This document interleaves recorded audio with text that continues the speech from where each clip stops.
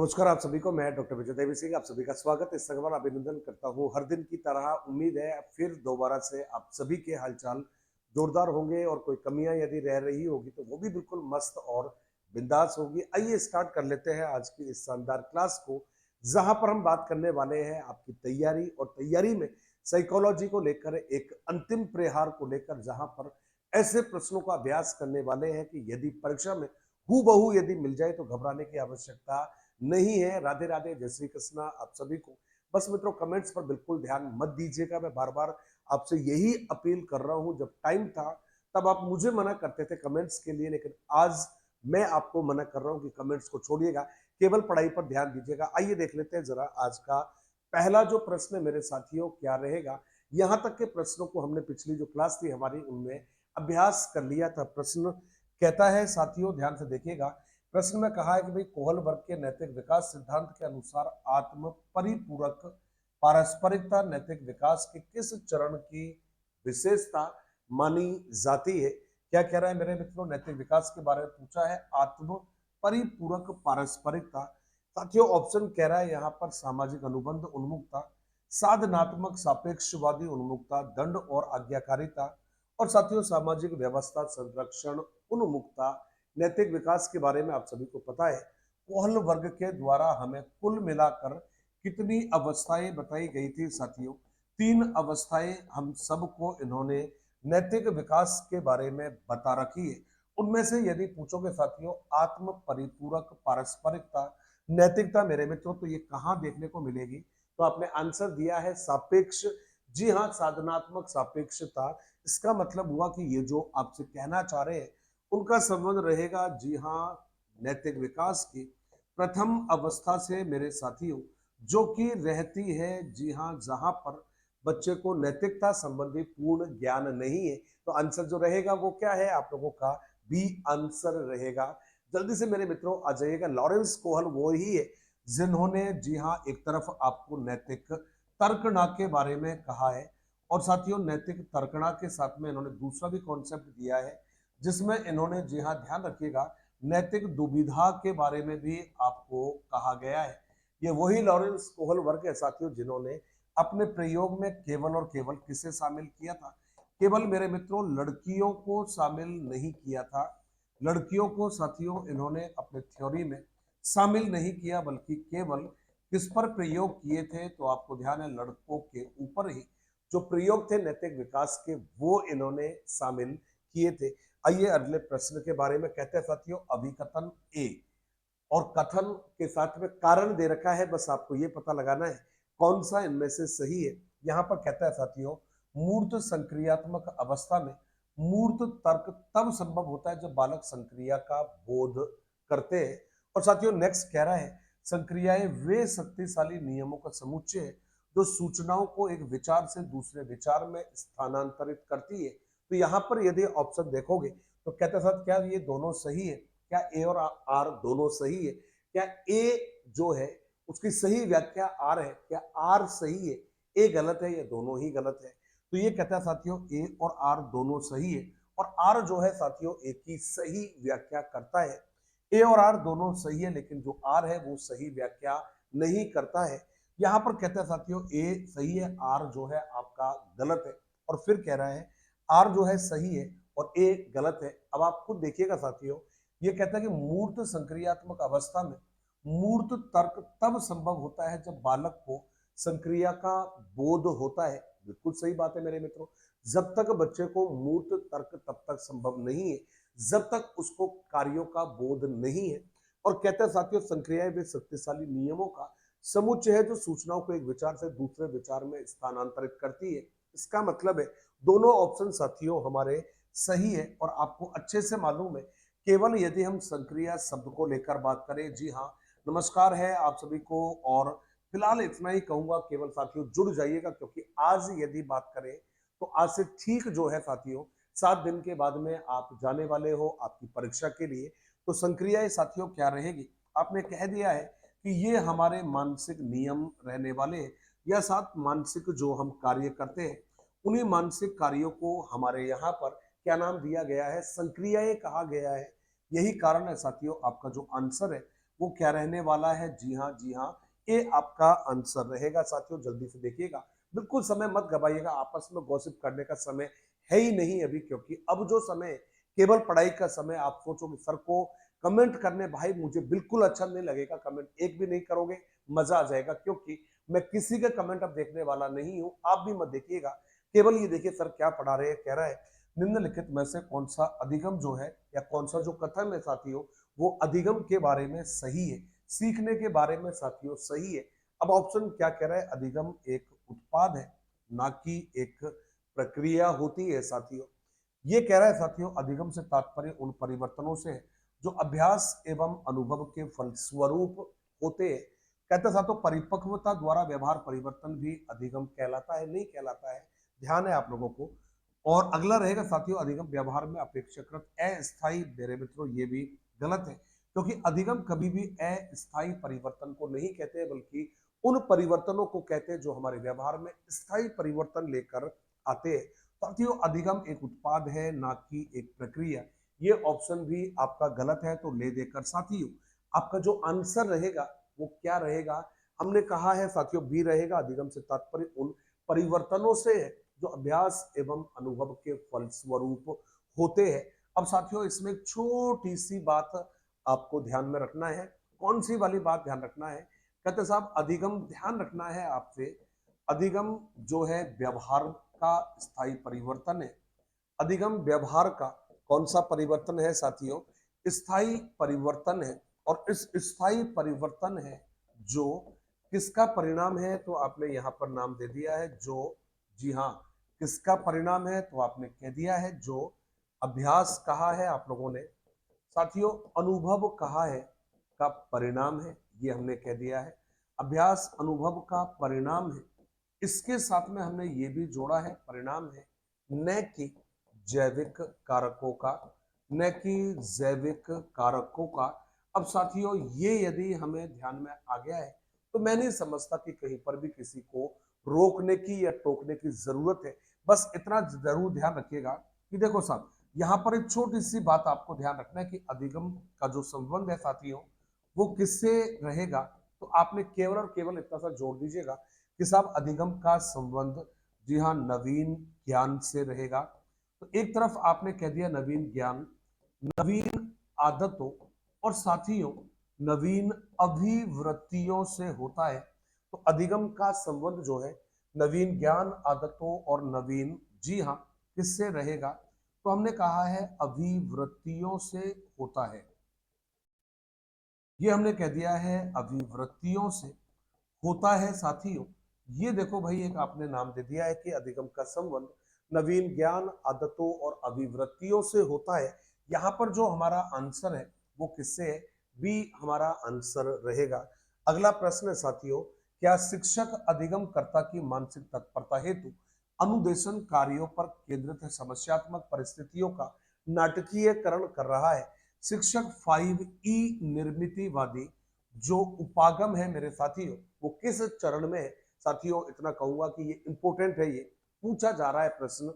रचनावादी जो टॉपिक है उपागम के रूप में भी पूछा जाता है, थ्योरी के रूप में भी पूछा जाता है, तो इंपोर्टेंट तो है ये आपकी परीक्षा के लिहाज से। तो इसे थोड़ा सा आपको सावधानी पूर्वक देखना पड़ेगा। शिक्षक अधिगम कर्ता की मानसिक तत्परता हेतु अनुदेशन कार्यों पर केंद्रित समस्यात्मक परिस्थिति का नाटकीकरण कर रहा है साथियों। क्या जवाब दोगे यहाँ पर? कहता है साथियों व्याख्या रहेगा, विस्तार रहेगा, संलग्न रहेगा, खोज करना रहेगा।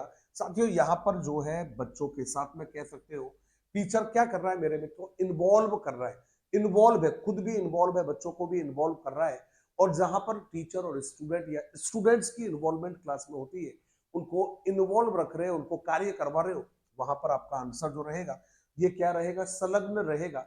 अब आपको केवल और केवल मेरी तरफ से इतना ध्यान रखिएगा साथियों कि रचनावाद का 5E, ये आपको ध्यान रखना है कि रचनावाद का जो 5E प्रतिमान है, इस 5E प्रतिमान का संबंध साथियों रोजर बाइबी के साथ रहेगा। किसके साथ में है? तो आपने नाम दे दिया है रोजर बाइबी से है। ये इंपॉर्टेंट है ये, और इस तरह के जो प्रश्न है साथियों ये पूछे जाते रहेंगे आप लोगों से। रोजर बाइबी से है, ध्यान से आप लोगों ने इसको देखा है। हम अगले जो प्रश्न है उसकी तरफ चलने वाले हैं और उम्मीद है ऐसे प्रश्नों में आप गलतियां हरगिज नहीं करोगे। ये आपका सी रहेगा। अगला प्रश्न है साथियों, कहता है निम्नलिखित में से कौन जो है व्यक्तित्व के जैव शारीरिक उपागम से संबंधित नहीं है। मेरे मित्रों, क्या कह रहा है? जैव शारीरिक। तो यहाँ दो बातें लिखी हुई है। एक तो लिखा है आपके व्यक्तित्व के बारे में, दूसरा है जैव शारीरिक उपागम से संबंधित नहीं है। इसका मतलब है साथियों, व्यक्तित्व की थ्योरी तो दी है, लेकिन व्यक्तित्व की जो थ्योरी है वो कौन सी नहीं है? जैव शारीरिक नहीं है। मजा आएगा इस प्रश्न को देखने में। देखें जरा हमारे मित्रों ने क्या आंसर दिया है साथियों। उसमें पहला कह रहा है हिप्पोक्रेट्स, कह रहा है गैलन, कह रहा है सेल्डन, कह रहा है और अल्पोर्ट कह रहा है। मित्रों यहाँ पर जो जवाब रहेगा, मुझे पता है थोड़ा अटकोगे आप, लेकिन इतना ध्यान रखिएगा, जैव शारीरिक जल्दी से कह सकते हो, ऐसा कह सकते हो मेरे मित्रों, जैविक और शारीरिक जो संगठन है व्यक्तित्व का, ये किसके द्वारा नहीं बताया गया है। अब यहाँ पर क्या कह रहा है आपसे? हिप्पोक्रेट्स तो है मेरे मित्रों, हिप्पोक्रेट्स और गैलन का नाम तो साथियों साथ ही आता है, आपको पता है। जी हाँ, प्रारूप कैसी दीजिएगा और प्रारूप नहीं कहना चाहो साथियों तो आपका प्रक्रिया जो सिद्धांत है ये आप कह सकते हो। तो प्रारूप सिद्धांत है, प्रक्रिया सिद्धांत है साथियों, ये हमने नाम दिया है। सेल्डन का जब पूछोगे मेरे मित्रों तो आप सभी को पता है, सोमेटोटाइप थ्योरी जो दिया है वो इन्हीं के द्वारा दिया है। सोमेटोटाइप जो थ्योरी है साथियों ये दिया है। अभी तो तीनों ही जो है साथियों ये शारीरिक जो वर्गीकरण है मेरे मित्रों उसकी कैटेगरी में आता है। अब यहाँ पर एक नाम ऐसा है जो नहीं आएगा, और वो कौन सा नाम है साथियों? ये अल्पोर्ट नहीं आएगा। अल्पोर्ट क्यों नहीं आएगा भाई? तो इसके पीछे की वजह आपको मालूम है, क्योंकि अल्पोर्ट ने साथियों एक तरफ तो आपको मालूम है क्या किया था इन्होंने अल्पोर्ट के द्वारा आप सभी को मित्रों क्या दिया। एक तो इन्होंने कहा है कि साथियों व्यक्तित्व को परिभाषित किया है, व्यक्तित्व की प्रथम कहिएगा, और व्यक्तित्व की प्रथम, जी हाँ, व्यापक परिभाषा दी है। व्यापक व स्पष्ट जो परिभाषा है ये साथियों इनके द्वारा दिया गया है। एक तो ये काम हो गया है। दूसरा मेरे साथियों आपको ध्यान रखना है कौन सा वाला, इसके अलावा इन्होंने साथियों ट्रेट थ्योरी आपको दी है, जिसको आपने सील गुण सिद्धांत जो है साथियों ये नाम दिया है। तो ये कुल मिलाकर जो कार्य है ये किसके द्वारा किए गए थे? तो आपको याद रखना है ये अल्पोर्ट के द्वारा किया गया। मजा आ रहा है साथियों, और यकीन मानिएगा इसी को कहते हैं 360 डिग्री पर तैयारी करना, क्योंकि रुकना नहीं है, अटकना नहीं है। आपको पता है साथियों जिस दिन आपका एग्जाम होगा, इम्तिहान होगा, और यदि उस दिन आपको इस तरह के प्रश्न मिलेंगे तो यकीन मानना आपको मजा आ जाएगा कि सर क्या बात है, क्या जोरदार तैयारियां हम लोगों ने की है। अगला जो प्रश्न है उसमें हमें ध्यान में रखना है, अल्बर्ट बंडूरा ने अपने अध्ययन में पाया कि अधिगम वास्तविक प्रदर्शन एक प्रकार सुप्त अधिगम के बिना भी हो सकता है। इसे रूप में या इसे इस रूप में संदर्भित किया जाता है। क्या कहा इन्होंने? अल्बर्ट वेंटूरा ने अपने अध्ययन में पाया कि अधिगम वास्तविक प्रदर्शन के बिना भी हो सकता है। क्या कहा है साथियों उन्होंने? एक है अंतर्दृष्टि अधिगम, ये नहीं आएगा। क्यों नहीं आएगा? क्योंकि अंतर्दृष्टि जो अधिगम है मेरे मित्रों ये किसकी देन माना जाता है? गेस्टाल्ट जो वादी हुए हैं हमारे, उनकी देन माना जाता है। सूझ का सिद्धांत कहते हैं। संज्ञानात्मक अधिगम है मेरे मित्रों, और संज्ञानात्मक अधिगम के अलावा है अधिगम का विभेदीकरण, प्रयास और त्रुटि का अधिगम। मेरे साथियों जल्दी से आपका जो आंसर है वो आपको देखना है, और देखने के बाद में मेरे साथियों बताना है क्या कह रहे हैं मेरे मित्र। जरा देखें कमेंट्स को एक बार। और यहाँ पर मेरे साथी कुछ उलझे हुए नजर आ रहे हैं। ऐसा लग रहा है कि शायद कुछ सोच रहे हैं, कुछ आंसर दे रहे हैं साथियों, लेकिन मुझे जो लगता है वो क्या रहेगा साथियों, जल्दी से ध्यान से देख लेते हैं। ये प्रश्न कहता है साथियों, अल्बर्ट बांडुरा ने अपने अध्ययन में पाया कि अधिगम वास्तविक प्रदर्शन के बिना भी हो सकता है। इसे किस रूप में कहते हैं साथियों? इसी को तो कहते हैं अधिगम का विभेदीकरण। कहा है इन्होंने, क्या नाम दिया है इसको? अधिगम का विभेदीकरण। बांडुरा मेरे मित्रों जहां पर भी आएगा आप सबको पता है कुछ नाम इसके द्वारा दिए गए हैं, जैसे कि एक नाम साथियों इनके द्वारा दिया गया है, और क्या रहेगा? मॉडलिंग। आपने कह दिया साथियों, मॉडलिंग जो थ्योरी है वो इन्हीं के द्वारा दी गई है। साथियों मॉडलिंग थ्योरी के अलावा यदि बात करोगे तो आपको पता है सामाजिक अधिगम का जो कॉन्सेप्ट है ये साथियों इसके द्वारा ही दिया गया है। और साथियों यही कारण है आप लोगों का संज्ञानात्मक अधिगम की कैटेगरी भी साथियों इन्होंने कहा है, लेकिन इतना जरूर कहूंगा, और वो क्या रहेगा साथियों, सी आंसर आपका रहेगा। वकायदा आपको पता है एक तरफ बेबो डॉल, और साथियों बेबो डॉल के अलावा आपको अच्छे से मालूम है दूसरा नाम भी, और बेबो डॉल के अलावा मेरे मित्रों इन्होंने कंसेप्ट आपको दिया है जिसको आपने जीवित जोकर कहा है। उस जीवित जोकर के आधार पर साथियों अपना थ्योरी इन्होंने दिया है, और इसी में इन्होंने एक और नाम जोड़ा है आपका।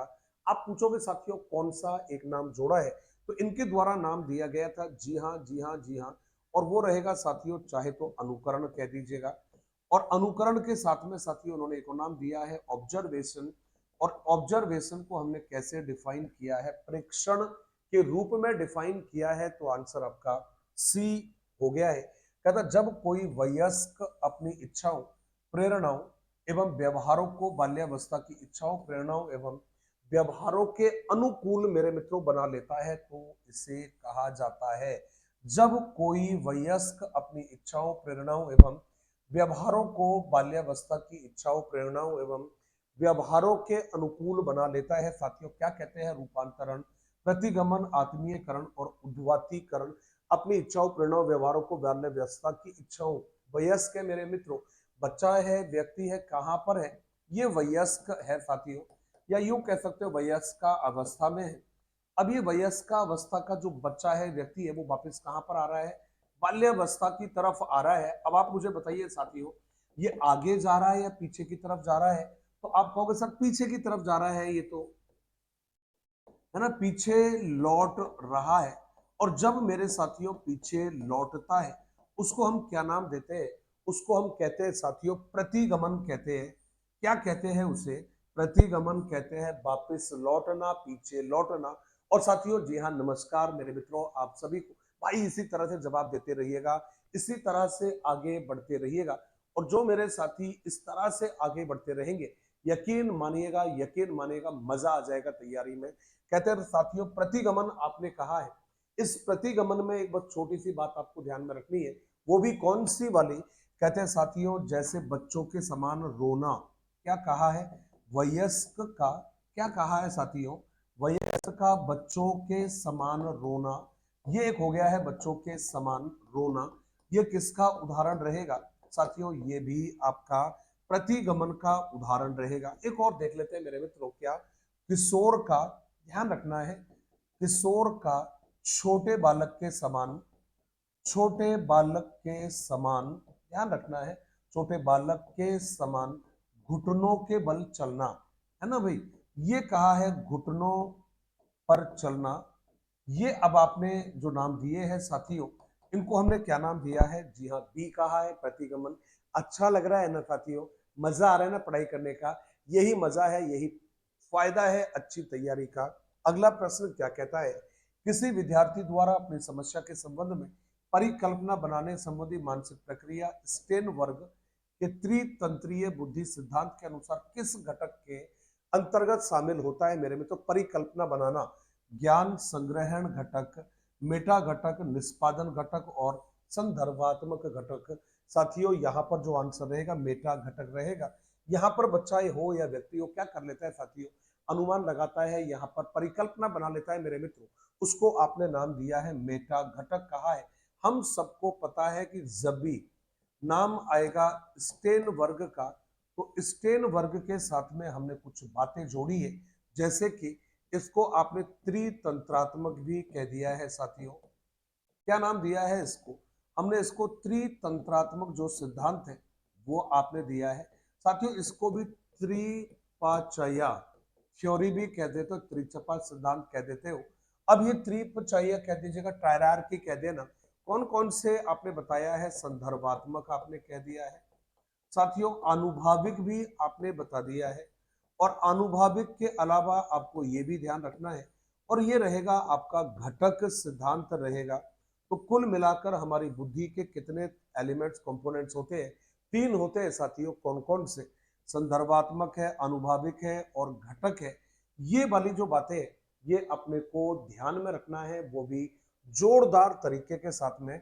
तो आंसर आपका क्या रहेगा साथियों? मेटा घटक आपका आंसर रहेगा। अगला जो प्रश्न है कहता है एक शिक्षक कक्षा में देखता है कि एक बच्चा स्थानीय की बुद्धि में तेज है, इस बच्चे के अधिगम को सबसे अच्छी तरह गतिविधि कौन से सहारा देती है? साथियों जल्दी से एक बार रिप्लाई कर दीजिएगा, जल्दी से कमेंट करते रहिएगा, लेकिन बस इतना कहिएगा कि मेरा राधे राधे हमेशा आपके साथ में है और राधे रानी आपका भी कल्याण करेगी और उम्मीद करूंगा कि आपका सिलेक्शन हो। जय श्री कृष्णा साथियों, आप सभी को नमस्कारम मेरे मित्रों। लेकिन इसी तरह से आगे बढ़ते रहिएगा और आगे बढ़ते हुए जो अपनी तैयारियां हैं उनको शानदार जो अंदाज है साथियों वो आप देते रहिएगा। बस फिलहाल तो मेरी आप सभी के लिए यही दुआएं हैं, यही प्रार्थनाएं हैं कि आप इसी तरह से आगे बढ़ते रहिएगा। और साथियों जब आप इसी तरह से आगे बढ़ोगे तो यकीन मानिएगा तैयारी परहक आपका होगा। एक शिक्षक कक्षा में देखता है कि बच्चा स्थानीय की जो बुद्धि है उसमें तेज है, इस बच्चे के अधिगम को सबसे अच्छी तरह कौन सी गतिविधि बताती है? ऐतिहासिक तिथियां याद करना मेरे मित्रों ये नहीं रहेगा। फिर कहता है गणितीय समस्याओं को हल करना, त्रिआयामी मॉडल का अभिकल्पन करना मेरे मित्रों ये रहेगा। जो स्थानीय की बुद्धि रहेगा साथियों ये आपको सबसे पहले बताना है। ये जो स्थानीय की बुद्धि का जो कॉन्सेप्ट है मेरे मित्रों ये हमारे यहाँ पर दो जो विद्वान हैं साथियों उन्होंने अपनी थ्योरीज में काम लिया है। दो जो विद्वान हैं साथियों ये कौन कौन रहेंगे? एक में हम लोगों ने नाम दिया है, जी हाँ, थर्स्टन आपका नाम रहेगा। एक का नाम साथियों थर्स्टन रहेगा और दूसरे का यदि नाम पूछेंगे तो हमारा नाम रहेगा होवार्ड गार्डनर। मेरे साथियों आपने नाम दिया है तो एक हो गया है थर्स्टन हो गया है और दूसरा यदि पूछोगे साथियों तो होवार्ड गार्डनर हो गया है। तो आंसर यदि बात करोगे तो स्थानीय की बुद्धि के बारे में मेरे मित्रों क्या आंसर आपको देना है? तो आंसर आपने दे दिया है सी आंसर, त्रिआयामी मॉडल का अभिकल्प मेरे मित्रों। उस कंडीशन में हमें कौन सा रिप्लाई करना है? तो आपका आंसर रहेगा सी मेरे मित्रों, ये ध्यान में रखिएगा। कहता है 16 व्यक्तित्व कारक प्रश्नावली के संदर्भ में निम्नलिखित में से कौन सा कथन सही नहीं है? अब आप मुझे बताइएगा ये 16 पीएफ का मतलब ही होता है साथियों व्यक्तित्व आविष्कारिका। ये पहले ध्यान रख लीजिएगा 16 व्यक्तित्व जो आविष्कारिका है साथियों ये किसके द्वारा दिया गया है? तो 16 जो व्यक्तित्व आविष्कारिका है इसमें कौन कौन से साथियों नाम जुड़ते हैं? तो आपने सबसे पहले कहा है यह एक प्रकार का उपागम पर आधारित होता है साथियों।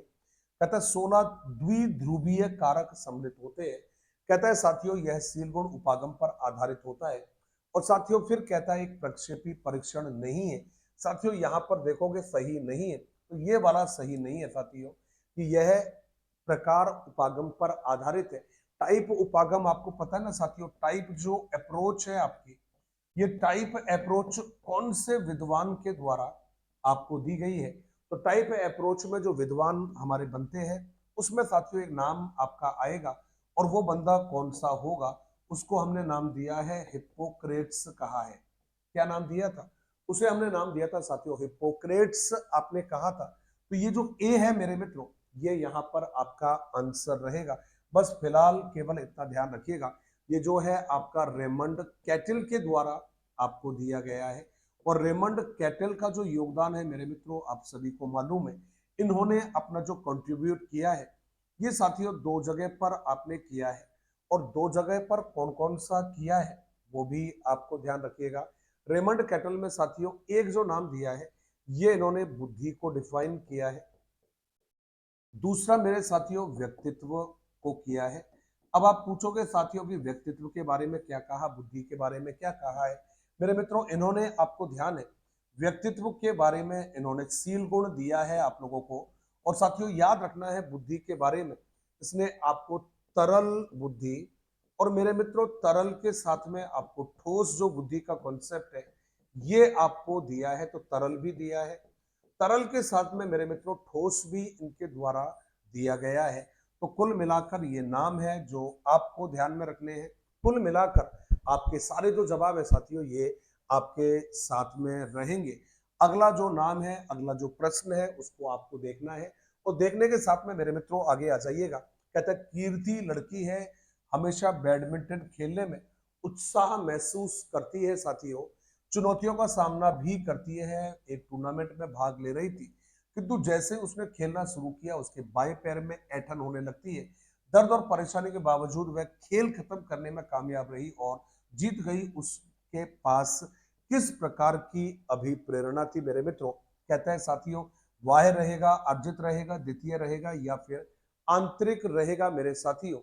जल्दी से एक बार आप रिप्लाई जरूर करिएगा और रिप्लाई करके मेरे साथियों आपको बताना है कि कौन सी वाली जो अभिप्रेरणा है साथियों, ये यहाँ पर आपको नजर आती है मित्रों। ध्यान से आपको आंसर देखना है और आंसर देखने के बाद में आपको केवल और केवल यही बताना है कि कौन सी वाली अभिप्रेरणा कीर्ति में देखने को मिली है साथियों। अब ये क्या कह रही है, देखो यहाँ पर उत्साह महसूस करती है। देखो यहाँ पर आपका आंसर हो गया है मेरे मित्रों, उत्साह जो है, ध्यान रखना मैंने हमेशा आपको क्लासेस में बताया है साथियों कौन से वाला, कि जहां पर भी आपका उत्साह की बात आएगी, जहां पर भी साथियों रुचि की बात आएगी, जहां पर भी मेरे मित्रों पसंद की बात आएगी, और साथियों जहां पर भी बात, जी हाँ, उत्साह की, रुचि की और पसंद की मेरे मित्रों जहां पर भी आप बात करोगे, तत्परता के बारे में साथियों बात करोगे, तो ये सारे नाम जहां पर भी आएंगे वहां पर आपकी जो अभिप्रेरणा है वो कौन सी रहती है? तो ध्यान रखिएगा, आंतरिक अभिप्रेरणा साथियों, कौन सी वाली अभिप्रेरणा इसको कहते हैं? यही कहलाती है आपकी आंतरिक अभिप्रेरणा। और आंतरिक अभिप्रेरणा का मतलब ही क्या रहेगा साथियों? आपका डी आपका आंसर रहेगा। जल्दी से आइएगा अगले प्रश्न की तरफ। यहाँ डी जो है साथियों, ये आपको आंसर के रूप में बताना पड़ेगा। अगला प्रश्न आइएगा। और वैसे भी आपको पता है साथियों, जब हम अभिप्रेरणा की बात करते हैं तो भाई देखिएगा, मोटिवेशन के बारे में जितना भी कह दीजिएगा सारी बातें सही है। मैं तो हमेशा कहता हूं मेरे मित्रों, अभिप्रेरणा वह दशा है, ध्यान रखिएगा, वह दशा है जो हमारी, ध्यान रखना है, हमारी आंतरिक शक्तियों को, ये आपने कहा कि हमारी आंतरिक शक्तियों को कहां पर मित्रों? तो आपने कहा है हमारी आंतरिक शक्तियों को वह लक्ष्यों की ओर, वह कहां?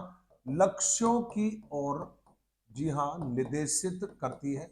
वह लक्ष्यों की ओर निर्देशित करती है। अब आप मुझे बताइएगा साथियों, ये जो कोटेशन है आपका, किसने कहा था ये? तो यहाँ पर जो नाम आता है आप लोगों का सबको पता है, ब्लेयर का नाम आएगा साथियों। ब्लेयर के साथ में जॉन्स का नाम भी आता है। और साथियों यहाँ पर आपका सिम्पसन का जो नाम है ये भी आता है। इसके अलावा आपको पता है हम और भी नाम दे सकते हैं, जैसे साथियों ये अधिगम का राजमार्ग कहा है, अधिगम का, याद रखिएगा, राजमार्ग, या साथियों आप स्वर्ण मार्ग भी कह सकते हो कि ये अधिगम का राजमार्ग है या अधिगम का साथियों स्वर्ण मार्ग है।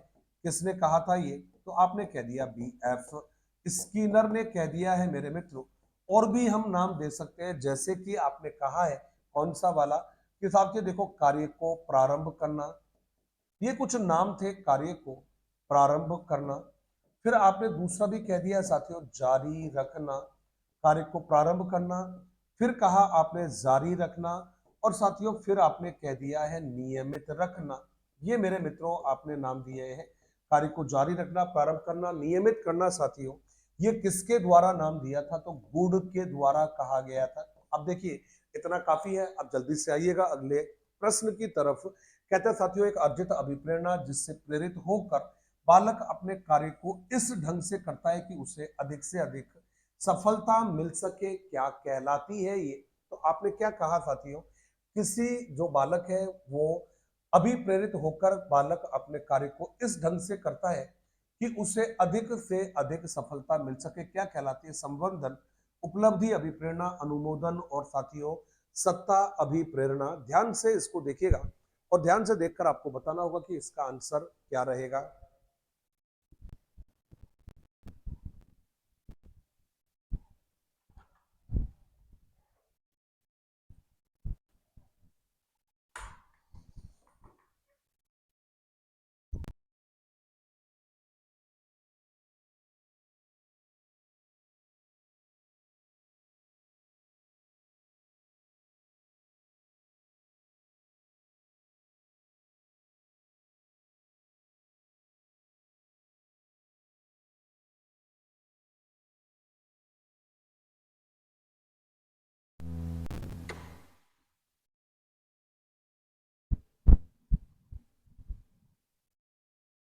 जी हाँ, आंसर आप लोगों ने देख लिया है और मुझे लगता नहीं कि किसी भी साथी को कोई प्रॉब्लम आएगी, क्योंकि कहा क्या है, एक अर्जित अभिप्रेरणा जिससे प्रेरित होकर बालक अपने कार्य को इस ढंग से करता है कि उसे अधिक से अधिक सफलता मिल सके। क्या कहोगे साथियों? उपलब्धि अभिप्रेरणा इसे कहोगे।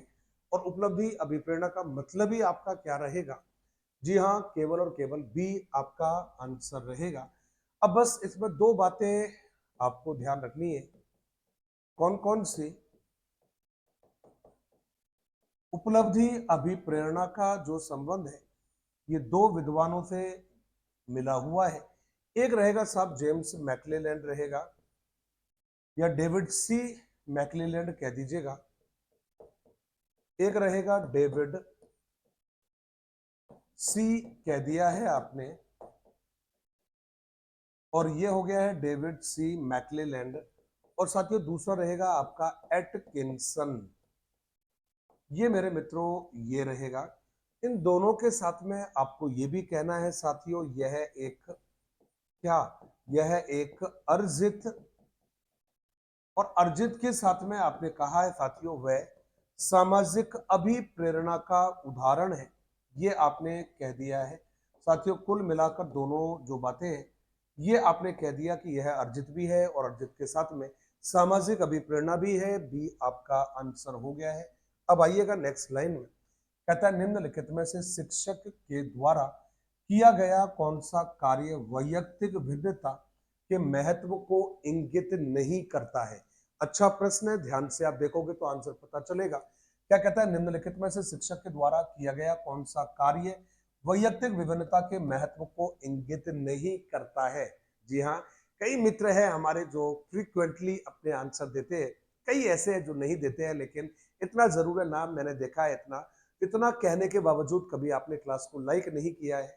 इतना कहने के बावजूद मैं देखता हूँ कि यार क्लास को आप अपने फ्रेंड्स तक शेयर नहीं करते हो। शायद आपका कोई नुकसान होता होगा, शायद आपका घाटा इसमें होता होगा। तो यहाँ पर क्या दोगे साथियों? कहते हैं रुचिपूर्ण गृह कार्य देना, व्यावसायिक निर्देशन देना, सभी के लिए समान निष्पादन स्तर तय करना। अब क्या कह रहा है? वैयक्तिक विभिन्नता के महत्व को इंगित नहीं करता है साथियों। इसमें नहीं होगा, क्योंकि सभी के लिए समान निष्पादन स्तर यदि आप तय करोगे, इसका मतलब है कि इसमें फिर आप व्यक्तिगत विभिन्नता के बारे में बातें नहीं कर रहे हो। तो ये इसका कारण रहेगा। कौन सा वाला? कि साथियों इसमें हम लोगों ने कहा है नेक्स्ट बड़ा क्लियरली, कौन सा? कि साथियों इसमें व्यक्तिगत विभिन्नता जो है उसको अवॉइड किया है साथियों, उसको फॉलो अप नहीं किया है।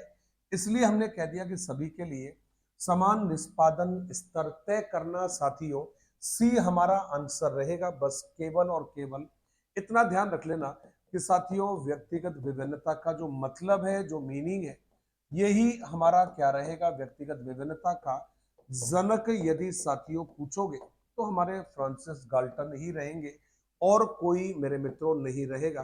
तो आपने क्लियरली मेंशन कर दिया कि भाई इसका जो जनक है वो कोई और नहीं है बल्कि फ्रांसिस गाल्टन ही माने गए हैं।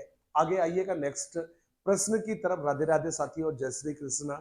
और इसी तरह से जुड़े रहिएगा, अपना प्यार प्रेम बनाए रखिएगा। प्रश्नों को बस इसी तरह से पढ़ते रहिएगा और अपने जो आंसर्स उनको देते रहिएगा। इस बात को याद रखिएगा कि आपका हर छोटा छोटा प्रयास आपको बड़ी कामयाबियों की तरफ लेकर जाएगा। क्या कह रहा है ये? पीयूष के द्वारा दूसरों की भावनाओं को प्रबंधित करने का कौशल है। पीयूष के पास में क्या है? दूसरों की भावनाओं को साथियों प्रबंधित करने का कौशल है। यह अवलोकन संवेगात्मक बुद्धि के किस घटक को इंगित करता है मेरे मित्रों? संवेगात्मक बुद्धि खुद को के संवेगों को प्रबंधित करना, खुद के संवेगों को जानना, दूसरों के संवेगों को जानना हो सकता है। अंत वैयक्तिक का मतलब होता है मेरे मित्रों स्वयं को। ये साथियों स्वयं को रहेगा, लेकिन ये क्या कह रहा है? दूसरों की भावनाओं को मेरे मित्रों दूसरों के साथ में जो नाम रहेगा वो रहेगा साथियों अंतर वैयक्तिक। और साथियों अंतर वैयक्तिक का मतलब ही होता है अन्यों के साथ में। तो ये आपका रहेगा साथियों अन्यों से इसका संबंध होता है। इसलिए हमारा जो आंसर है वो क्या रहेगा साथियों? सी आपने कहा है। तो कुल मिलाकर पीयूष के पास में दूसरों की भावनाओं को प्रबंधित करने का कौशल है। इसका मतलब साथियों सी आपका हो जाएगा। अगला जो प्रश्न मेरे मित्रों, ये दोनों तो एक ही है, बी और डी जो है मेरे मित्रों ये तो एक ही है, इसमें ज्यादा नहीं रहेगा क्योंकि दूसरों के साथ में नहीं होकर स्वयं के साथ में उसका संबंध रहेगा। ये कहता है साथियों, निम्नलिखित में से कौन सी, जी हाँ, कौन सा एक सा किसी व्यक्ति के दृष्टिकोण या अभिवृत्ति में परिवर्तन लाने के लिए उपयुक्त नहीं है। दूसरों के व्यवहार में, उनकी सोच में, उनके नजरिए में परिवर्तन लाने की दृष्टि से ठीक नहीं है। कहता है जब आकर्षक और प्रभावशाली जानकारी व्यक्ति को दी जाती है, एक तरीका है। दूसरा तरीका समूह चर्चा द्वारा दृष्टिकोण परिवर्तन की वकालत करना। नेक्स्ट रहेगा उसकी अभिवृत्ति व विश्वासों से संबंधित जन प्रतिबद्धता अतिरिक्त सूचनाओं द्वारा उसकी अभिवृत्ति में अधिक परिवर्तन लाती है। साथियों, जब व्यक्ति सक्रिय भागीदारी के माध्यम से जानकारी प्राप्त करता है तो दृष्टिकोण परिवर्तन अधिक होता है। तो ये तो उपयुक्त है मेरे मित्रों, ये भी उपयुक्त है। ये समूह चर्चा करोगे साथियों, ये भी उपयुक्त है, लेकिन कौन सा उपयुक्त नहीं है? उसकी अभिवृत्ति व विश्वासों से संबंधित जन प्रतिबद्धता अतिरिक्त सूचनाओं द्वारा उसकी अभिवृत्ति में अधिक परिवर्तन लाती है। साथियों, ये आपका आंसर सही नहीं है। यहां पर नाम आपका आता है अभिवृत्ति का। अभिवृत्ति का मतलब ही होता है आपका नजरिया होता है। साथियों, क्या है ये? इसको आप लोगों ने नजरिया कह दिया है साथियों, इसी को हम लोगों ने दृष्टिकोण कह दिया है। तो नजरिया भी साथियों यही है, और नजरिया के साथ साथ आपने ये भी कह दिया दृष्टिकोण भी आपका यही रहेगा। तो कुल मिलाकर यदि आंसर की तरफ देखोगे तो आपका सी मेरे मित्रों आंसर हुआ है। कुल मिलाकर साथियों वह है अभिप्रेरक शक्ति, जो हमारे ध्यान को आकर्षित कर उसे किसी वस्तु, उद्दीपन या कार्य विशेष के संपादन में बराबर बनाए रखकर हमें वांछित उद्देश्यों की पूर्ति में सहयोग प्रदान करती है। साथियों, उसे क्या कहोगे? अभिप्रेरक शक्ति जो हमारे ध्यान को आकर्षित करती है। अभी मेरे को, जी हाँ, पढ़ाने की तरफ आकर्षित करता है, मेरे को खेलने के प्रति आकर्षित करता है, मुझे लिखने के लिए, मुझे कविता करने के लिए आकर्षित करता है। उद्दीपन या कार्य विशेष के संपादन में बराबर बनाए रखकर हमें वांछित उद्देश्यों की पूर्ति में सहयोग प्रदान करती है, मुझे पढ़ने के लिए तैयार करती है, मुझे ज्यादा मेहनत करने के लिए प्रेरित करती है। क्या कहोगे उसको? रुचि कहोगे, अभिवृत्ति कहोगे, आदत कहोगे साथियों, या साथियों आत्म प्रत्यय कहोगे?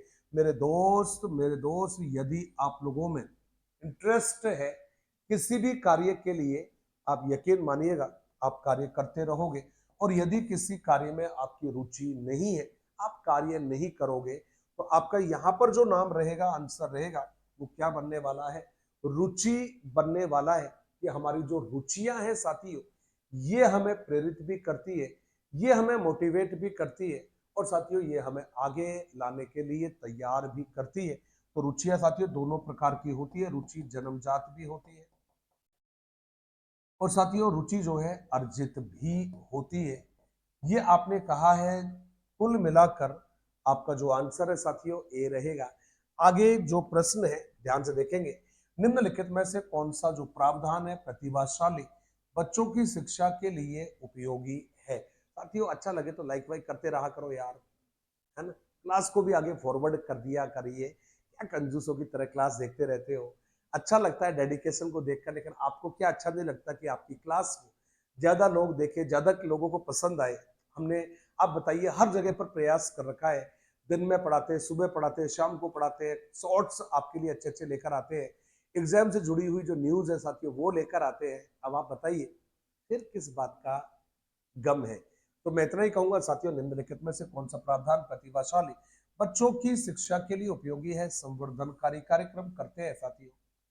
त्वरण भी मेरे मित्रों रहेगा। पुल आउट दृष्टिकोण साथियों ये भी रहेगा। उपचारात्मक अनुदेशन ये तो ठीक नहीं है साथियों। तो आंसर क्या हो गया है? 1 2 3, और 1 2 3 का मतलब हो गया है एक, बी और सी। पुल आउट दृष्टिकोण का मतलब होता है मेरे मित्रों पृथक, ध्यान रखिएगा, पृथक शिक्षण अधिगम की व्यवस्था करना। प्रथम शिक्षण अधिगम की, प्रथम शिक्षण अधिगम की जो व्यवस्था होती है साथियों, उसको हमने क्या नाम दे दिया है? उसको आपने नाम दिया है पृथक शिक्षण अधिगम की व्यवस्था ही साथियों आपका कहलाता है। पुल आउट दृष्टिकोण कहलाता है। संवर्धन का मतलब होता है मेरे मित्रों उन्नत कार्य प्रदान करना। मेरे मित्रों उन्नत कार्य प्रदान करना साथियों। और दूसरी तरफ मेरे साथियों यदि कहोगे तो आपने त्वरण कहा है, और त्वरण का तो मतलब यही रहेगा साथियों गतिपूर्वक शिक्षण। गतिपूर्वक शिक्षण कराना मेरे मित्रों, ये आपने कह दिया है गतिपूर्वक शिक्षण कराना साथियों। ये आप लोगों ने एक नाम दे दिया है, त्वरण हो गया है। हम लौटेंगे आपके अगले प्रश्न की तरफ, लेकिन यहां पर जो आंसर है साथियों ये हो गया है बी आंसर है। कहते हैं शैक्षिक मनोविज्ञान के क्षेत्र को आकार देने वाली कई ऐतिहासिक जड़ों में से एक अग्रणी व्यक्ति जिन्होंने पहली शैक्षिक मनोविज्ञान प्रयोगशाला स्थापित की और बालक को एक सक्रिय अधिगम कर्ता के रूप में देखा, कौन था मेरे मित्रों? ये विलियम जेम्स था, जॉन डीवी था, ईएल थॉर्नडाइक था और बी एफ स्किनर था। मजा आएगा आपके आंसर को देखने में, क्या रिप्लाई करते हो आप? कुछ मेरे साथी है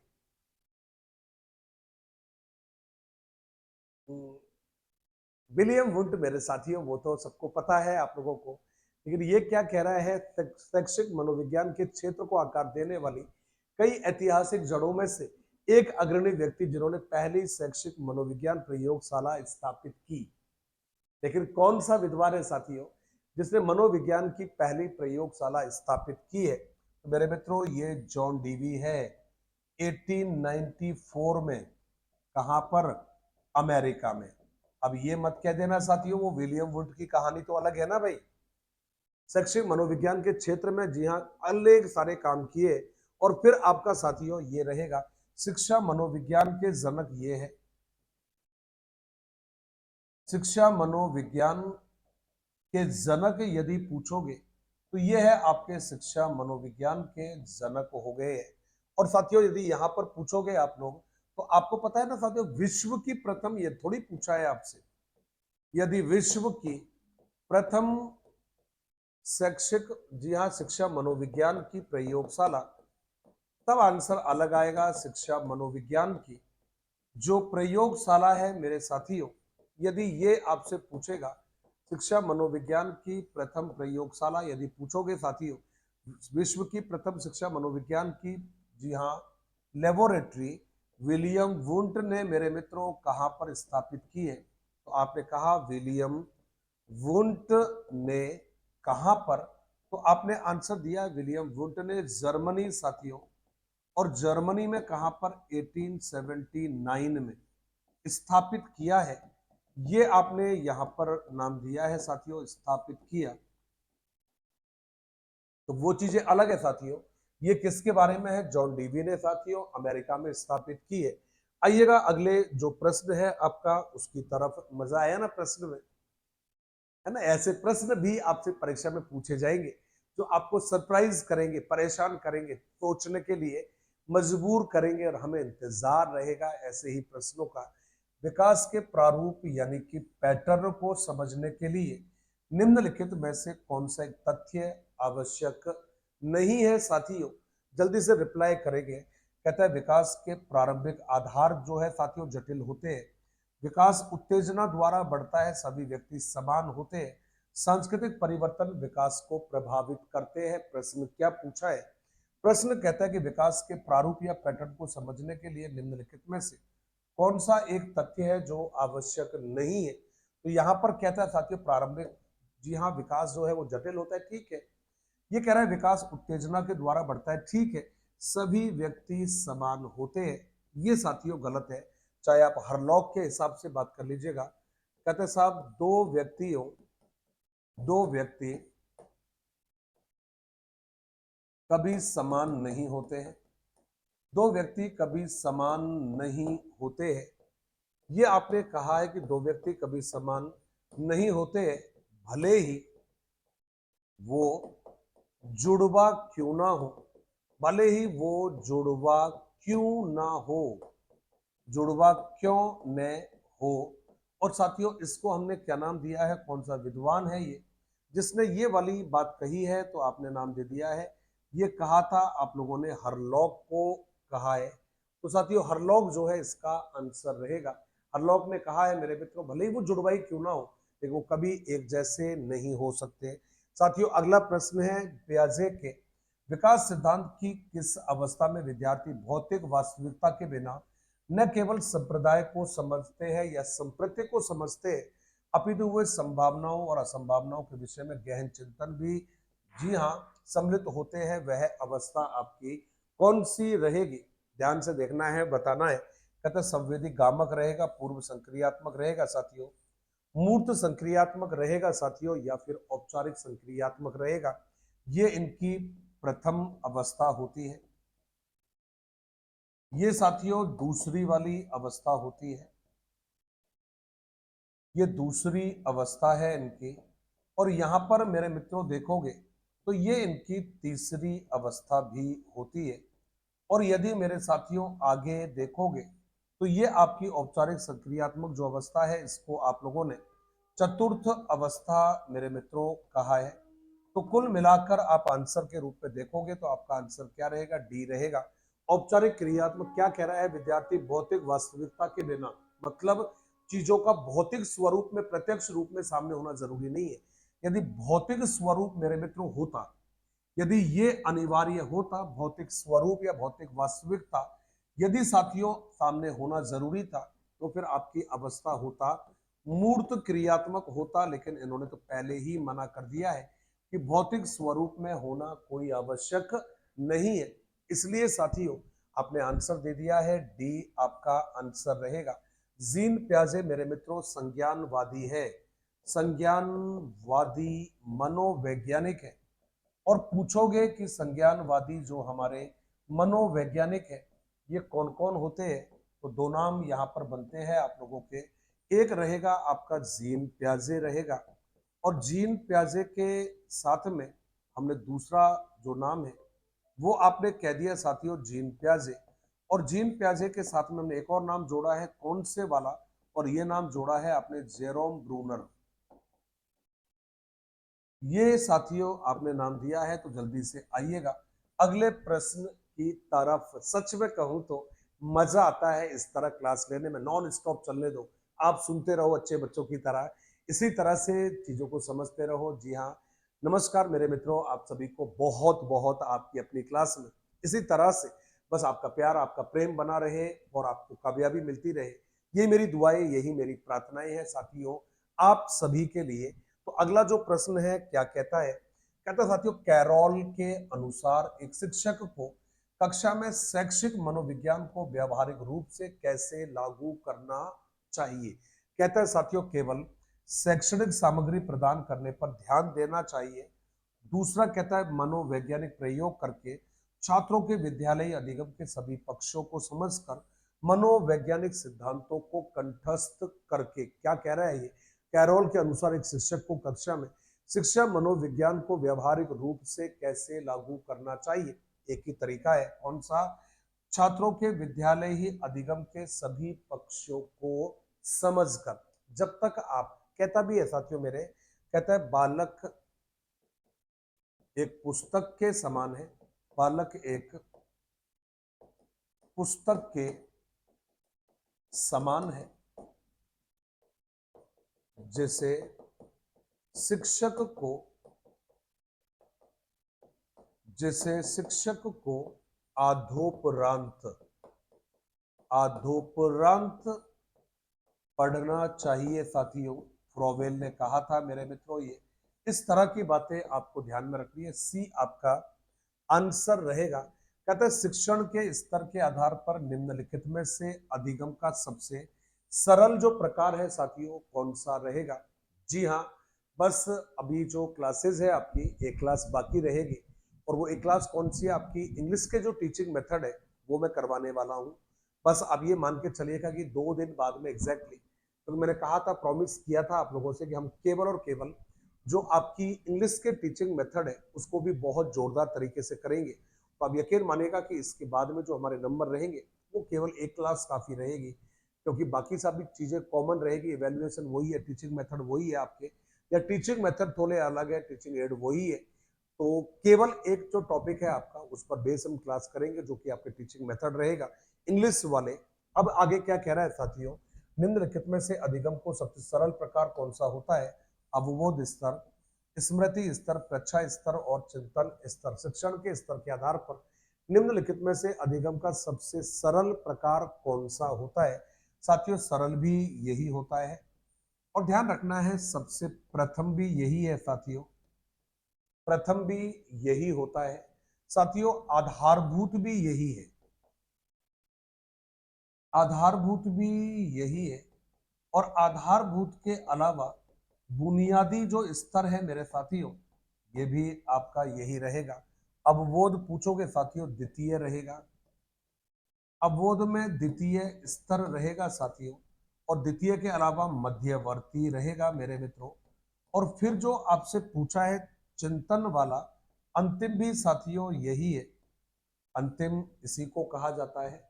अंतिम के अलावा मेरे साथियों सर्वोच्च भी इसी को कहा जाता है, तो अंतिम भी यही है, सर्वोच्च भी मेरे मित्रों यही है। अब इसमें भी आपको ध्यान ये रखना है कि जब आपसे कोई कहेगा अवबोध कहेगा, इसका संबंध है साथियों एच सी मॉरिसन के साथ में है, इसका संबंध जुड़ा हुआ है साथियों एच सी मॉरिसन के साथ में। इसके साथ में मेरे मित्रों जुड़ा हुआ है हर्बर्ट, जुड़ा हुआ है। इसके साथ में साथियों रिचार्ड सचमैन है, वो अलग चीज हो गया है, रिचार्ड जो है सचमैन है साथियों। और यहां पर देखोगे चिंतन में, तो चिंतन में साथियों हमारा नाम आता है विलियम हंट, जो है ये हमारा नाम रहता है। तो कुल मिलाकर आपने कह दिया है शिक्षण के स्तर के आधार पर निम्नलिखित में से अधिगम का सबसे सरल प्रकार कौन सा है साथियों? तो आपने बी आंसर दे दिया है। ये तीनों जो नामकरण है साथियों, ये किसके द्वारा किए गए थे? पॉल बिगी के द्वारा। किसके द्वारा है ये? पॉल बिगी के द्वारा साथियों किए गए हैं। अगला प्रश्न ध्यान से देखिएगा, कहता है हार्दिक को गणितीय अवधारणाओं का ज्ञान है जो उसे भौतिक सीखने में मदद कर रहा है। सीखने के इस हस्तांतरण को सबसे अच्छी तरह किस सिद्धांत द्वारा समझा जा सकता है? कहते हैं मूल प्रवृत्ति सिद्धांत, मैकडूगल के द्वारा। यहाँ तो मूल प्रवृत्ति जैसा कुछ है ही नहीं मित्रों। समान अवयव तत्वों का सिद्धांत थॉर्नडाइक के अनुसार, क्या ये आपका आंसर रहेगा? फिर कह रहा है प्रणोद न्यूनता का सिद्धांत क्लार्क हल के अनुसार। यह साथियों आपका जो अगला जवाब है, कहता सामान्यीकरण का सिद्धांत चार्ल्स जूड के द्वारा। किसके अनुसार? चार्ल्स जूड के अनुसार। तो अब आप मुझे बताइएगा, एक ही तो रहेगा साथियों, दोनों में क्या है? समान तत्व है ना मेरे मित्रों। कहते हैं हार्दिक को गणितीय अवधारणाओं का ज्ञान भौतिक सीखने में मदद कर रहा है। अच्छी तरह कौन सा सिद्धांत बता सकता है? तो आपका आंसर हो गया है समान अवयव या तत्वों का सिद्धांत। अगला रहेगा साथियों, निम्नलिखित में से कौन सा जो कथन है आपका रचनावादी शिक्षण अधिगम प्रक्रिया से संबंधित नहीं है? ध्यान से देखिएगा, निम्नलिखित में से कौन सा कथन रचनावादी शिक्षण अधिगम प्रक्रिया से संबंधित नहीं है? रचनावादी का मतलब आप समझ गए होंगे, कौन से वाला? लेव बाइगोत्स्की वाला। कौन से वाला? लेव बाइगोत्स्की वाला। अब क्या कह रहा है ये? अनुदेशन का मुख्य उद्देश्य संप्रत्य निर्माण एवं गहन बोध से होता है। साथियों सीखना एक रचनात्मक गतिविधि है, उसे छात्रों को इसे क्रियान्वित करना होता है। रचनावाद जो है साथियों शिक्षक केंद्रित प्रक्रिया होती है, और रचनावाद पूर्व विद्यमान ज्ञान या अनुभव के अस्तित्व पर बल देता है। भाई गलत हो गया है? नहीं। क्यों गलत हो गया साथियों? रचनावाद के बारे में हमेशा एक ही तो बात रखते हैं हम लोग, कौन सा वाला? कि रचनावाद जो है बाल केंद्रित उपागम है। ये नाम हम देते हैं कि रचनावाद साथियों बाल केंद्रित उपागम है। हमेशा से हमारा जो नाम है वो यही रहता है कि रचनावाद साथियों बाल केंद्रित उपागम होता है। इसको हमें ध्यान में रखना होता है, इसे हमें समझना होता है। रचनावाद बाल केंद्रित उपागम होता है, और इसका जो जनक है मेरे मित्रों, इसका जो आधार है, ये आधार कौन सा रहता है, क्या रहता है? तो आधार में आपने लिखा है साथियों संज्ञानवाद को बताया है। और साथियों यदि पूछोगे मेरे मित्रों कि इसका जो प्रतिपादक है साथियों कौन रहेगा, तो लेव बाइगोत्स्की रहता है। कौन रहेगा प्रतिपादक? तो आपने नाम दे दिया साथियों, लेव वाइगोत्स्की रहेगा आपका जो आंसर है, सी रहेगा। रचनावाद में मेरे मित्रों हमेशा किसके बारे में बात की है? इसमें बात की है साथियों अंत्यक्रिया के बारे में बात की है। इसमें बातें हुई है आपकी संवाद के बारे में हुई है। तो कुल मिलाकर मेरे मित्रों आंसर रहेगा आपका सी आंसर रहेगा। रचनावाद शिक्षक केंद्रित प्रक्रिया होती है। अगला जो प्रश्न है ध्यान से देख लेते हैं कि नैतिक विकास के क्षेत्र मतलब डोमेन सिद्धांत के अनुसार व्यवहार को नियंत्रित करने और सामाजिक व्यवस्था बनाए रखने के लिए सामाजिक सहमति द्वारा स्थापित परंपरागत नियमों को कहा जाता है। क्या कह रहा है? नैतिक विकास के क्षेत्र सिद्धांत के अनुसार साथियों व्यवहार को नियंत्रित करने और सामाजिक व्यवस्था को बनाए करने के लिए सामाजिक सहमति द्वारा स्थापित परंपरागत नियमों को कहा जाता है। अब इसमें दो बातें आपकी दे रखी है, दो नाम आपके जुड़े हुए हैं। दो नाम कौन कौन से जुड़े हैं? एक तो दे रखा है सामाजिक सहमति आपको दे रखा है, पहला हो गया है। दूसरा साथियों परंपरागत नियम दे रखा है, यह आपने कहा है। अब साथियों कौन सी अवस्था में रहेगा? पूर्व परंपरागत में, परंपरागत तर्क में, सामाजिक परंपरागत तर्क में मेरे मित्रों, या न्याय परिप्रेक्ष्य में। आपका जो आंसर रहेगा साथियों वो कौन सा आपको देना है? ये आंसर आपने दिया है आपने, जी हाँ, सी आपका आंसर रहेगा। और ये जो सी है साथियों, ये जो नैतिक विकास मेरे मित्रों रहेगा, आपको पता है नैतिक विकास के बारे में, नैतिक विकास के बारे में साथियों दो आप लोगों ने नाम दिए हैं। अब ये दो जो नाम रहेंगे आपके कौन कौन से रहेंगे? या दो नाम में साथियों एक जो आपका आंसर है इसमें हमने यही कहा है आप लोगों से, और वो दो कौन सा है साथियों? तो एक जो नाम दिया है आप लोगों ने, एक जो नाम दिया है आपने, वो एक दिया है लॉरेंस कोहलवर्ग साथियों। एक रहेगा लॉरेंस कोहलवर्ग, और साथियों एक जो नाम रहेगा वो रहेगा आपका जीन प्याजे रहेगा। तो कुल मिलाकर नैतिक विकास के बारे में ये नाम आपके सामने रहेंगे। अगला प्रश्न है साथियों, सूची फर्स्ट में परीक्षण है, सूची सेकंड में मनोवैज्ञानिक के साथ सुमेलित कीजिए तथा सूचियों के, जी हाँ, नीचे दिए गए कूट का उपयोग करके सही उत्तर का चयन करना है आपको। 16 पीएफ साथियों किसके द्वारा किया गया है? कैटेल के द्वारा दिया गया है, मतलब 3 हो जाएगा इसमें। शब्द साहचर्य विधि है मेरे मित्रों, शब्द साहचर्य विधि किसके द्वारा दिया गया है? तो आपने कह दिया है साथियों शब्द साहचर्य परीक्षण। देखे अभी प्रासंगिक जो परीक्षण है मेरे मित्रों ये 2 के द्वारा दिया गया है, तो यहाँ पर आपका 2 हो जाएगा। बालक अंतर्बोध परीक्षण मेरे मित्रों ये बालक के द्वारा हो गया है, फर्स्ट आपका हो गया है। अब 3 हो गया है, 2 हो गया है, एक बचा है 4। शब्द साहचर्य परीक्षण में मेरे मित्रों 4 रहेगा। तो अब आंसर क्या हो गया है? 3 4 2 1, 3 4 2 1, 3 4 2 1 साथियों ये हो गया ना आपका, ये आपके सामने है।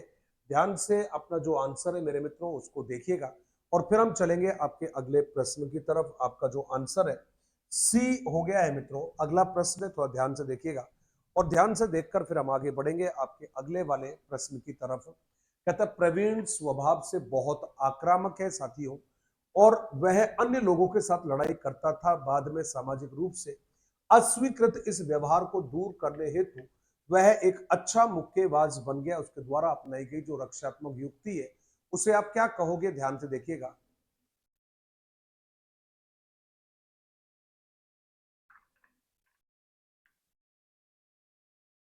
जी हाँ, नमस्कार साथियों आप सभी को, और इसी तरह से तैयारी वन वे चलते रहने दीजिएगा।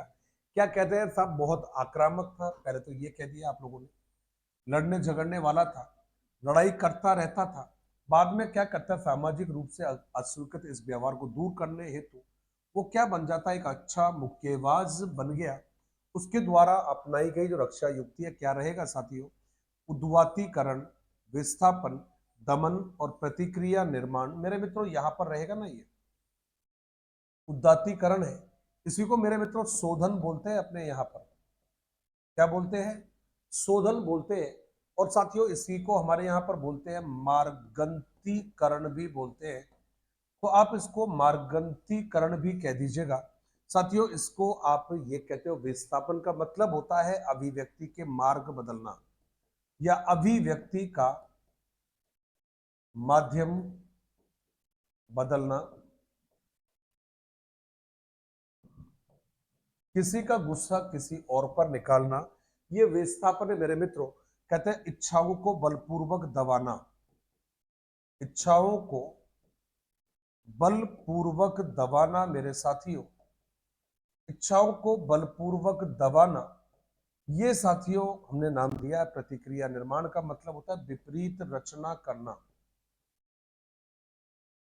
विपरीत रचना करना मेरे साथियों। तो यहां पर जो आंसर रहेगा आपका ए रहेगा, उद्वतीकरण।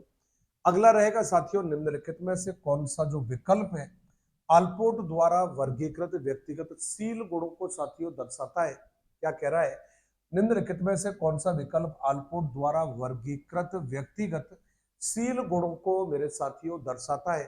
तो कहता है कार्डिनल केंद्रीय एवं गौणशील गुण साथियों, गौण केंद्रीय और स्रोतशील गुण, स्रोत सतही केंद्रीय, केंद्रीय और सतही मेरे मित्रों। यदि आल्पोर्ट के बारे में पूछोगे साथियों तो आल्पोर्ट ने तो आपको देखो भाई विशेष में पूछा है, आप लोगों ने ये कहा साथियों विशिष्ट कह दीजिएगा,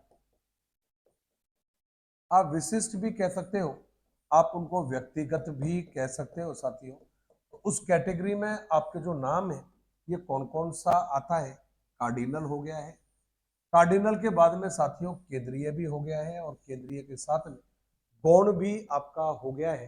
तो आपका जो आंसर है वो क्या रहेगा, ए रहेगा, कार्डिनल केंद्रीय और गौण शील गुण मेरे साथियों, ये हमारा आंसर यहां पर रहेगा। अगला जो प्रश्न है उसकी तरफ देख लेते हैं। कहते एक शिक्षक अपनी कक्षा में एक समस्या को रखता है और विद्यार्थियों को उस समस्या के जवाब में अपने विचार जो है अपसारी रूप से उत्पन्न करने के लिए प्रोत्साहित करता है साथियों। सभी विचारों को बाद में मूल्यांकन हेतु रिकॉर्ड किया जाता है।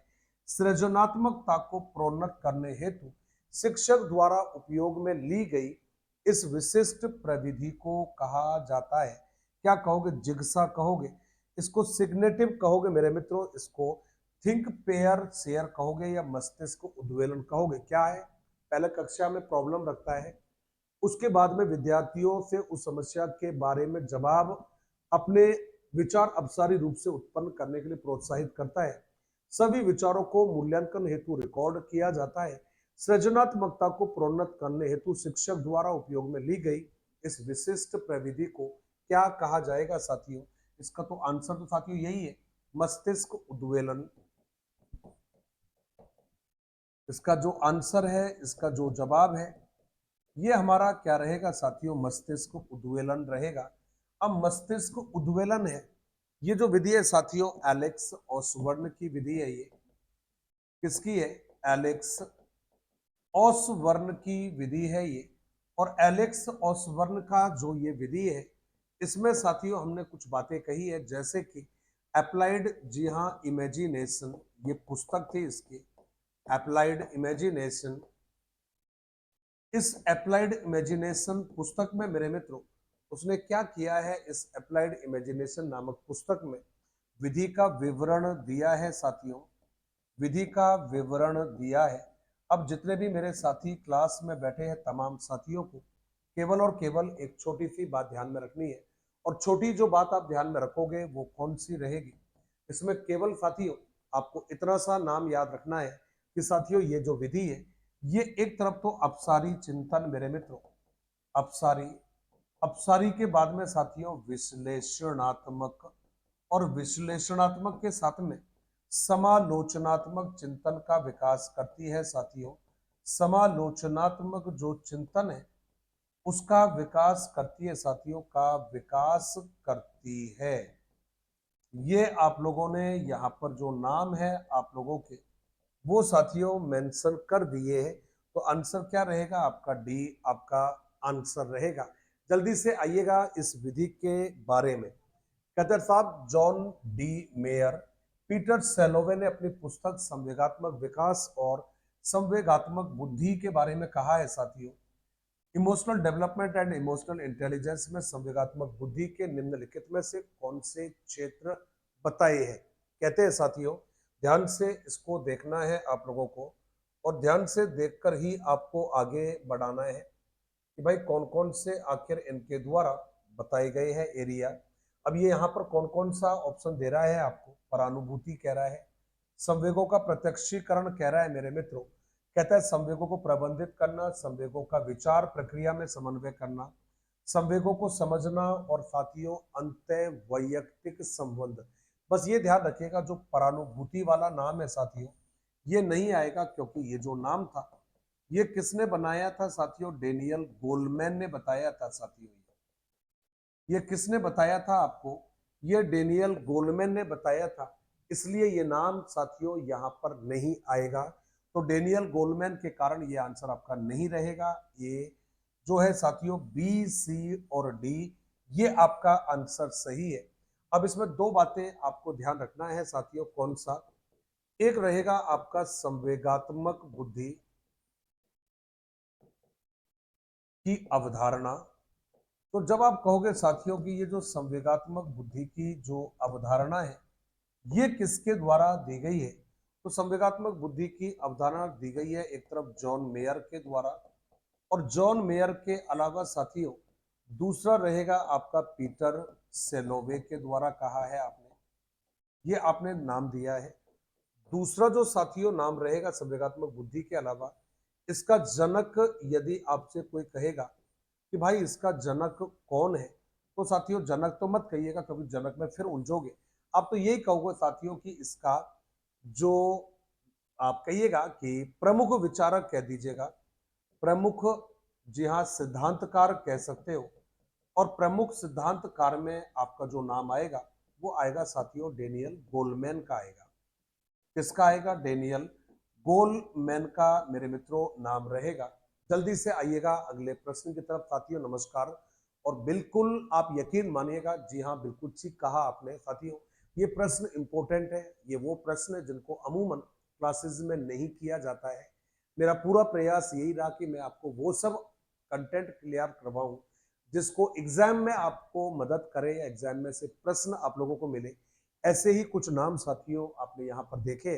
अगला जो प्रश्न है आपके सामने, गिलफोर्ड के बारे में पूछा है साथियों। गिलफोर्ड के बुद्धि प्रतिमान में बौद्धिक कार्य के आधारभूत आयामों में निम्नलिखित में से कौन सा आयाम जो है साथियों वो सम्मिलित नहीं है मित्रों।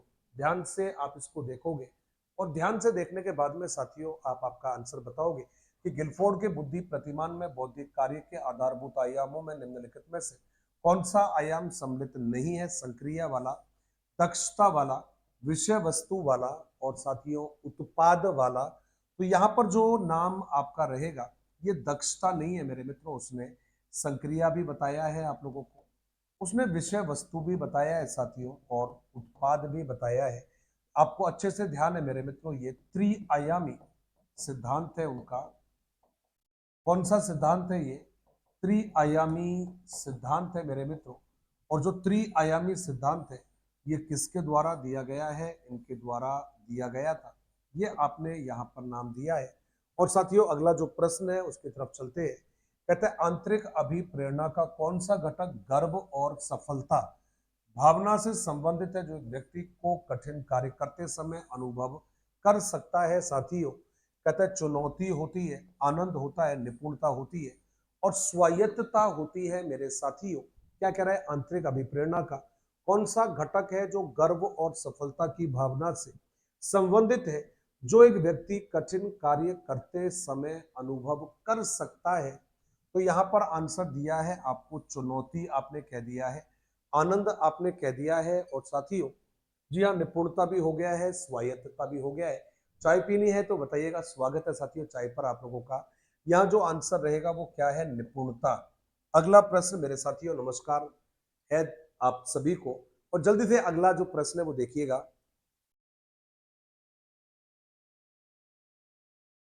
निम्नलिखित में से कौन सा तथ्य ऐसा है जिसे कक्षा में वैयक्तिक विभिन्नताओं के प्रभावी कार्यान्वयन हेतु सावधानी की आवश्यकता होती है साथियों। क्या कहोगे आप, निम्नलिखित में से कौन सा तथ्य ऐसा है जिसे कक्षा में वैयक्तिक विभिन्नताओं के प्रभावी कार्यान्वयन हेतु सावधानी की आवश्यकता होती है। संपूर्ण कक्षा से समान दक्षता प्राप्त करने की अपेक्षा करना, कक्षा मिश्रित क्षमताओं वाला समूह है, तदनुसार शिक्षण योजना बनाना आवश्यक है। शिक्षक को कक्षा में वैयक्तिक विभिन्नताओं के बारे में अपेक्षित ज्ञान होना चाहिए। सभी विद्यार्थियों को एक विशिष्ट प्रकार की शिक्षण विधि से लाभ नहीं मिल सकता साथियों। ये आपका आंसर रहेगा। क्या कह रहा है ये?